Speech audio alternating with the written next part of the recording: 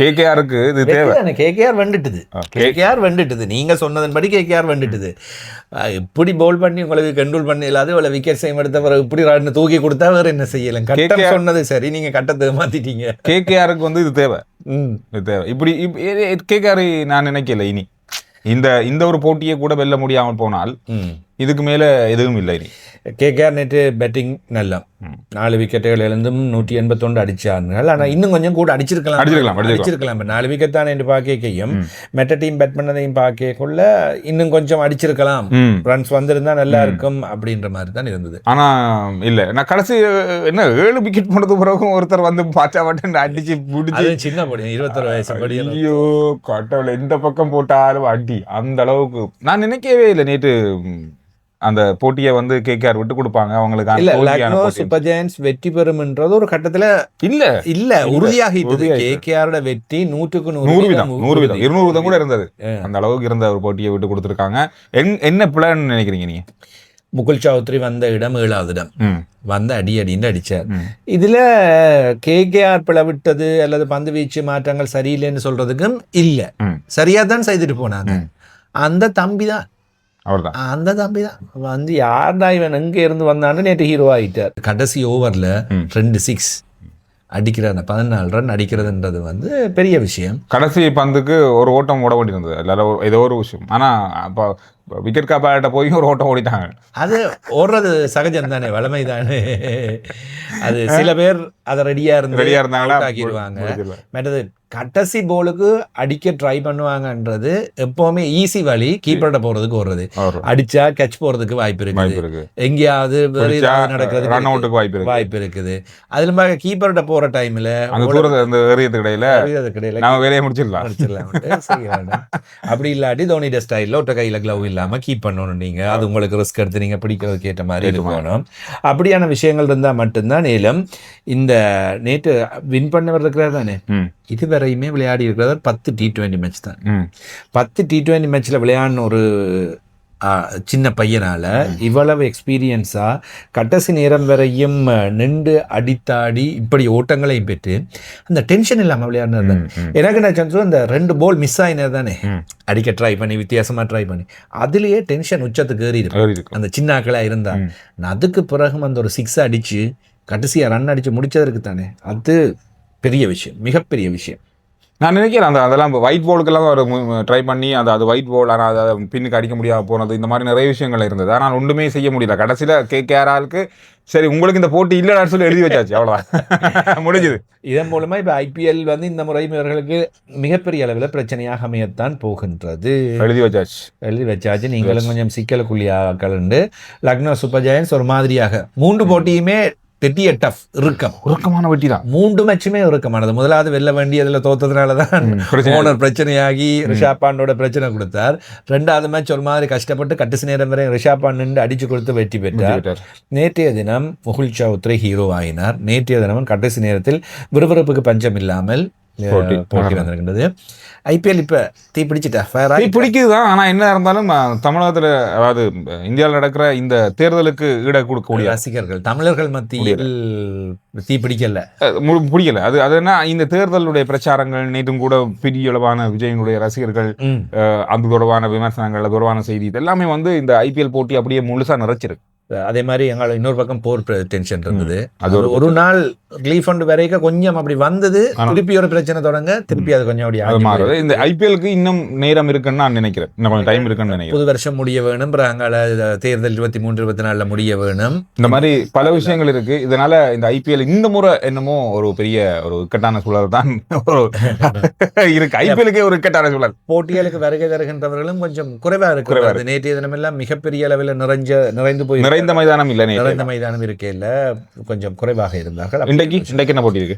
Rajasthan Royals Bangalore Royal Challengers 2 அணிகளும் முதல் 2 அணிகள் தோல்விகளை சந்திக்காத அணிகள். ரெண்டுமே சந்திக்கல. ராஜஸ்தான் ராயல்ஸ் 3 போட்டிகளில் 6 புள்ளிகள் முதலாவது இடத்தில் காணப்படுகின்றது. RCB 2 போட்டிகளில் 4 புள்ளிகள். சூரியன் விளையாடாமல் எங்க போங்க. இப்போ இன்றைக்கு RCB வெண்டா RCBக்கு முதலிடம், ராஜஸ்தான் வந்தா ராஜஸ்தான் முதலிடத்துல தொடரும். RCB ஒரு மேட்ச் பின்னுக்கு தான் நிக்கிறாங்க 2வது. இதுல வந்து RCBயா இல்ல ராஜஸ்தானான்னு சொல்லி பார்த்தா எனக்கு தெரிஞ்சு ராஜஸ்தான் கொஞ்சம் அதிகமாக மேலே இருக்க மாதிரி தெரியுது. அவர்களோட சொந்த மைதானம் குவஹாத்தியில தான் நடைபெறுகின்றது. மழை ஏதும் விளையாட்டு காட்டி விட்டுருமோ முக்கியமான ஒரு மேட்சில் எந்த ஒரு சின்ன பயம். நல்ல போட்டி தான் இது. ஆனால் அந்த பெங்களூர் ராயல் சேலஞ்சர்ஸ் அணியும் நல்ல ஃபார்மில் தான் இருக்காங்க. விட்டு கொடுக்க போறது இல்ல, விட்டு கொடுக்க போறது இல்ல. 50-50 ரெண்டு அணிக்கும் இருக்கு. ஒரு 2-3 பாயிண்ட்ஸ் வந்து ராஜஸ்தானுக்கு இருக்க மாதிரி தெரியுது எனக்கு. ராஜஸ்தானுக்கு தனி அவர்கள் அந்த விளையாடுகின்ற விதம், ஆக்ரோஷமாக செயல்படுகின்ற விதம் என்று பார்க்கின்ற துடுப்பாட்டம் அவ்வளவு பலமா இருக்கு, நல்ல பலம் செட்டில்ட் ஆகி இருக்கின்றார்கள். எனவே அது மிகப்பெரியதொரு பலமாக தெரிகின்றது. மறுபுறத்தில் பெங்களூருக்கும் துடுப்பாட்டம் அப்படித்தான் இருக்கு. விராட் கோலி, பில்ஷோல், படிக்கல், ரஜாத் படிக்கர் எல்லோருமே ஓட்டங்களை தொடர்ந்து அடித்து கொண்டு தான் இருக்காங்க. எது இருந்தாலும் நான் சொல்றது மாதிரி தான் ராஜஸ்தானுக்கு அதிக வாய்ப்பு இருக்கு. எனக்கு தெரிஞ்சு ராஜஸ்தான் மற்றும் இந்த ஆர்சிபி இருக்கு தானே, இன்றைய மேட்சை வச்சுக்கொண்டு இது பலமான அணின்றதை நாங்கள் சொல்லலாம். இது கிட்டத்தட்ட இன்றைய தினம் வெற்றி பெற போகின்ற அணி கட்டாயம் இறுதிப் போட்டி வரை செல்லும். அன்னைக்கு இந்த 2 அணி கூட இறுதிப் போட்டி வரது வாய்ப்பு இருக்கு. ரெண்டுமே போறதுக்கு இதுவரை விளையாடின கிட்டத்தட்ட 3 போட்டிகள் 4 போட்டிகள் நிறைவாகிவிட்டன. இதுவரையும் பார்த்ததில் ராஜஸ்தான் ராயல்ஸ், அதுக்கு அடுத்ததாக பெங்களூர் ராயல் சேலஞ்சர்ஸ், இது 2 தான் பலமா இருக்குது. இப்போ இன்றைக்கு வெற்றியை வச்சு யார் வெல்றவங்கள தான் முதலாவது பலமான அணி, இரண்டாவது பலமான அணி. சென்னையா இருக்கட்டும், மும்பை, KKR எல்லாமே வந்து ஃபைனலுக்கு நினைச்சு கூட பார்க்க முடியாது. கீழே தூக்கி போட்டாச்சு. போங்க, நீங்க சரி வர மாட்டீங்க. நீங்க போராடி தடுமாறி அங்க இங்க ஒரு மாதிரி நாளுக்குள்ள வந்து சேருங்க. மற்றபடி இறுதிப் போட்டி, அரை இறுதிப் போட்டிக்கெல்லாம் இவங்க எல்லாம் வரதுக்கு வாய்ப்பே இல்லை. அடுத்ததுல பஞ்சாப் பலமான அணியா இருக்குது. அப்போ அவர்களும் இருக்கின்றார்கள். இனி அவர்களை தாண்டி தான் பார்க்கணும். டெல்லி கேபிட்டல்ஸும் பலமாக இருக்கின்றது. இந்த 4 அணிகளை நாங்கள் பலமான அணிகளாகவும் ஏனைய அணிகள் தடுமாறுகின்ற அணிகளாகவும் தான் சொல்ல வேண்டும் என்ற சூழ்நிலை இருக்கின்றது. வெள்ளிக்கிழமையோட கொஞ்சம் போட்டியை பார்க்கறதுக்கு அதிக அளவான மக்கள் வருவாங்க. கொஞ்சம் பரபரப்பா இருக்கும் என்ற ஒரு எதிர்பார்ப்பு இருக்கு. ஏன்னா இது முக்கியமான ஒரு போட்டி அப்படின்றது காரணத்தால இனி நாளைக்கு சனி ஞாயிறு 2 போட்டி இருக்கின்றது. எனவே அவை சூடு பிடிக்கும். இப்போ புது வருட தினங்களிலும் கூட போட்டிகள் இருக்கின்றன. புது வருஷம் என்ன போட்டி தானே, அதுலேயே ஒரு என்டர்டைன்மெண்ட் மேட்சை பார்த்து நீங்க அதுல சந்தோஷமா கொண்டாடலாம். இந்த விஷயங்கள் இப்படி போய் கொண்டு கேட்க சந்திரா, IPL இருந்து ஸ்ரீலங்கா பக்கமா ஒரு விஷயம் இருக்குது.